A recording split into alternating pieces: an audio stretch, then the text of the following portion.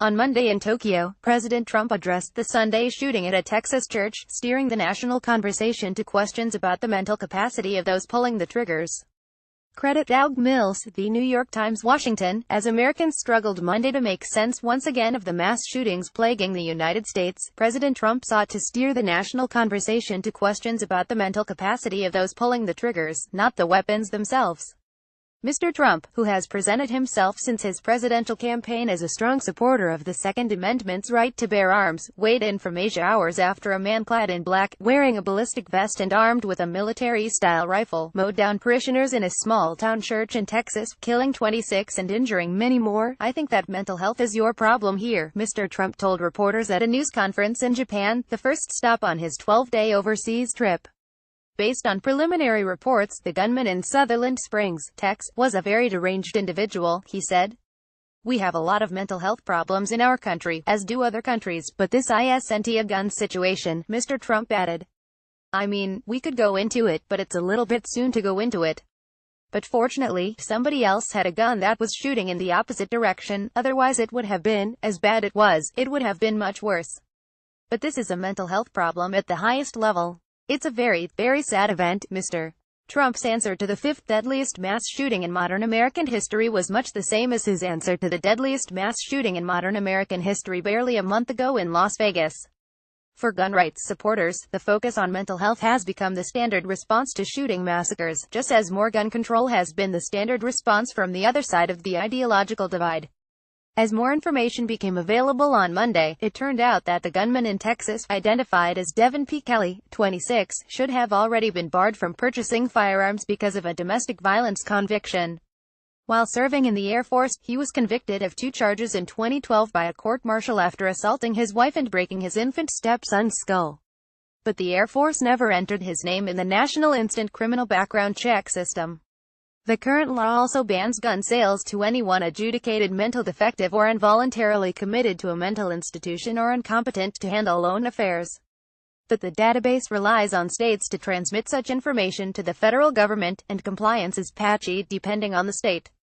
Mr. Trump made no suggestion on Monday that he would follow up his assessment of the Texas shooting with any concrete policy proposals. After the Las Vegas massacre, he indicated that he would consider new restrictions on so-called bump stock firearm accessories that can convert a semi-automatic rifle into an automatic weapon, but so far he has not followed up. Shortly after becoming president, Mr. Trump signed legislation repealing a regulation enacted by President Barack Obama intended to add the names of mentally ill Americans registered with the Social Security Administration to the database for gun purchase background checks.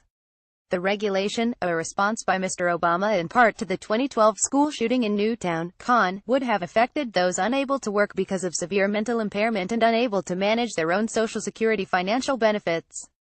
In February, both houses of Congress passed a resolution revoking the resolution.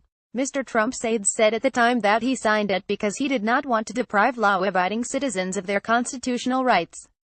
Critics said Mr. Trump's action in February belied his words on Monday. "If this is a mental health problem, it begs the question of why we let people with mental health problems have access to firearms," said Cecilia Munoz, who was Mr. Obama's domestic policy advisor. She acknowledged that it was tricky determining who had a mental illness serious enough to make them a risk and therefore worthy of inclusion in the background check database. "It is controversial," she said. "It's not easy to figure out where you draw the line. But it is important to draw a line." Others argued that targeting mentally ill people in a broad way would be unfair to millions of Americans who posed no threat to anyone and would not solve the problem. Jeffrey Swanson, a psychiatry and behavioral sciences professor at Duke University, said a study of 82,000 people given a diagnosis of serious mental illnesses in Florida between 2002 and 2011 found that they were no more likely to use a gun to harm others than the rest of the population, about 213 crimes annually per 100,000 people compared with 217. "There is this horrible mass shooting, and it's so disturbing and so frightening and so irrational and people want an explanation for it," he said. "Someone who's capable of going out and massacring so many strangers, they can't be like you and me, they must be mentally ill. And then that gets overgeneralized." Mr. Swanson said Mr. Trump's reference to mental health was a huge dodge to avoid a gun control debate.